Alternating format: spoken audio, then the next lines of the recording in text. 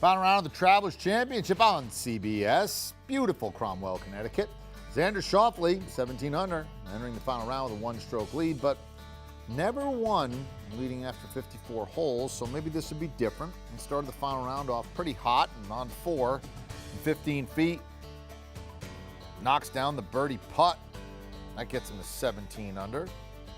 More Schauffele on 11, 26 feet out for birdie. Yeah, soft. Moves to 19 under. But then, right after the great putt on 11, trouble on 12, tee shot. Hooking to the left. Yeah. That's out of play. Take the penalty, bogey the hole. Schauffele, second bogey of the day after he only had one in the first 54 holes. He dropped back to 18 under. Well, how about Sahith Theegala? That's right. Entering the day, trailing by 3 strokes, but he got going on 13. Theegala, 24 feet out for eagle. Just short. To the right, anyway. Tap in for birdie, moves 17 under. Then on 15 from 4 feet out, drains the birdie putt, and he's now the co-heat leader. That's right. Schauffele, Theegala, 3 holes to go. It's essentially a playoff. After they both parred on 16, they're down to 17 and 18. On 17, Theegala for the lead, 10 feet out, drops it. Schauffele parred 17, so he's 1 back. So we're going to 18. Theegala with a 1-shot lead. Watch this. What? No! Yeah, and then later on 18, I'm going to hear him say no again. Watch this. No! Double the hole. First bogey or worse in the final round for him. Falls to 17 under. So Schauffele now with a 1-stroke lead. He's playing behind Theegala. Second shot, 105 yards out. Yeah. You're not going to like that one if you're a Theegala guy. So Schauffele can taste it. 2-putt his way to victory. Here he is. 3 feet out for the win. Knock it down. W. He's done it. Xander Schauffele wins the Travelers. First career win when leading after 54 holes. Previously had been 0 for 4. 6th career PGA Tour win, second this season. You know, pre-tournament odds, he was plus 2,000. But he takes home a cool $1.5 million, as you see there. Boy, there's a lot of American flags right there. All the way down. All the way down. Schauffele really was tremendous, consistent, and that 19 under, an excellent score. And afterwards, here he was with Amanda Renner. Xander, your first time successfully converting a 54-hole lead. How satisfying is win number 6? It's incredible. I was looking at birdie, just getting a playoff, and saw there was a little bit of a hiccup here for Sahith staying on the tee. So I knew I had to hit that fairway and hit it anywhere on the green to make par. Hard-fought battle today. Congratulations. Enjoy this one. Thank you so much. All right, here you go.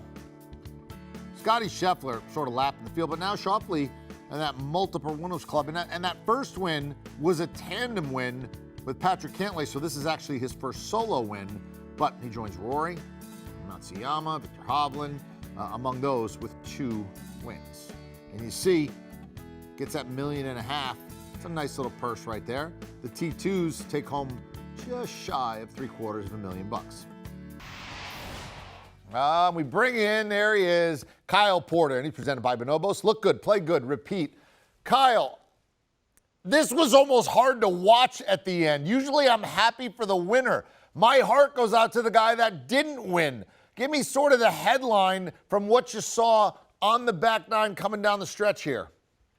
Yeah, I think for me it's Sahith Theegala, second heartbreak of his year. You know, he lost the Phoenix Open after hitting a ball in the water on 17 there, finished T3 behind Cantlay and Scotty Scheffler there. And then he had the lead here looking for his first ever win on the PGA Tour. And honestly, EK, you know, a win that would have vaulted him into the front, I think, of the PGA Tour Rookie of the Year race with guys like Davis Riley and other rookies up there ahead of him. You see the first shot he hit here on 18 out of the bunker that led to the double bogey. It was just, it was a really tough break from where he was off the tee to be kind of underneath that lip. And then obviously not able to get out. This was a great shot to give himself an opportunity to make bogey, and you'll see just a brutal lip out here on the left edge. So that was heartbreaking to see, but it's also presented an opportunity for Xander to go out and par the last and get his 6th PGA Tour win and his first in over 3 years. So big time that he did it, but really tough for Theegala as he doubles the last to lose the tournament. And I'm glad you mentioned the fact that it's not like Theegala came out of nowhere. He's played really well in a number of spots this year.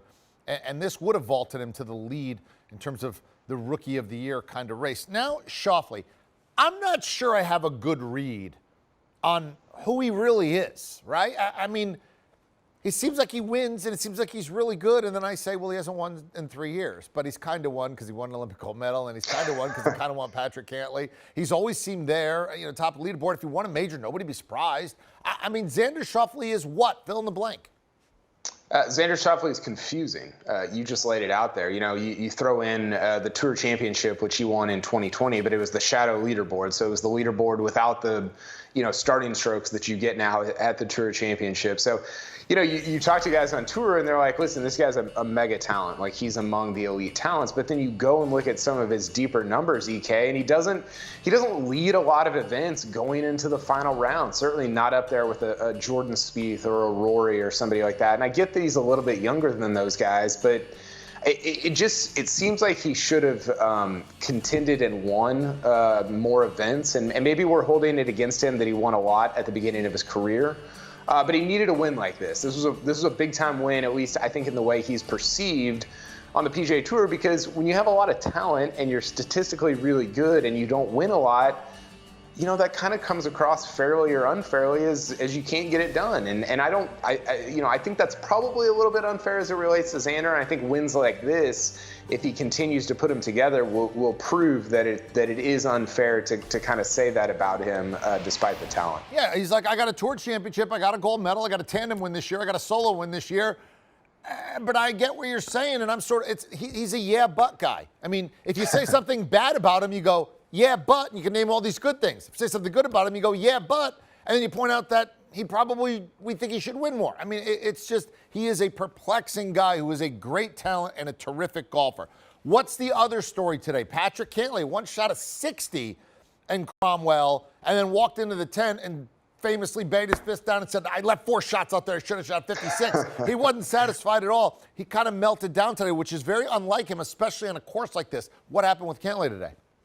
Yeah, he did melt down. I was surprised by this, EK, because he was the best in the field from tee to green on Saturday. And usually that's a very sticky stat where it's going to carry over, especially for somebody as good as Cantlay from day to day. And it just didn't. I mean, he only made 3 pars on a Sunday while in contention. He shot a 3-par 74, I think it was, or 75, whatever the final number was, which was really disappointing. I was shocked that his tee to green play did not translate. He chunked a ball into the water on a par 3 on the back 9 that was just one of the worst swings I've seen from a professional over the last several years. It was Cantlay's a very steady, kind of in the moment guy, and he was not steady at all on Sunday. A ton of bogeys, a ton of birdies, and ultimately just did not.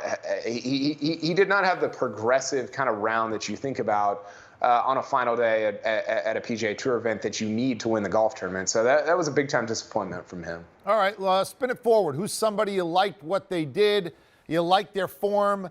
I mean, obviously the winner's the winner, and the story is going to be the meltdown on 18, and we talk about Cantlay not having a good day. Who's somebody else that you liked what they did and you think maybe this could be the start of something good? Well, the guy that I would really like to talk about now, I think, is Michael Thorbjornsen. He was the amateur that goes to Stanford. He played in the U.S. Open a couple weeks ago as well. This was just his 3rd PGA Tour event ever. He's played in 2 U.S. Opens, and then this one, he finished solo 4th at this event. And speaking of what you're talking about, EK, he said he left a few out there. So that was kind of Cantlay-ish in terms of how he was talking about it. But this is one of the great performances of the last 20 years for an amateur at a PGA Tour event. If you look at the non-major championships since 2000. So since the turn of the century, Thorbjornsen is the first guy as an amateur to finish in the top 10 at a PGA Tour event with a strength of field over 400. So these are the good events. These are kind of the big boy events on the PGA Tour. The Travelers this week, the strength of field was over 400, and nobody's done that before since 2000. So really a special week for him, and a big takeaway is he goes back to Stanford for his junior year, and then continues on in the future, presumably to the PGA Tour. All right, time now for the perfect fit presented by Bonobos. Kyle, who is your perfect fit as we lead up to the Open Championship? Be about a month from now.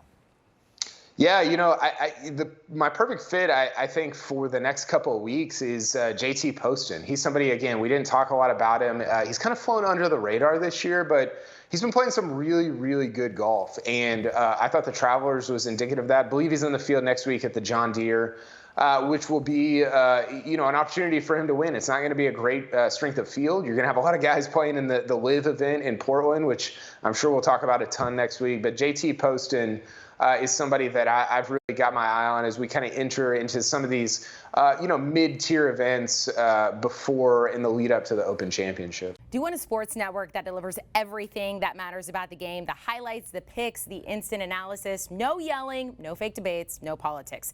Hit the subscribe button and never miss a moment.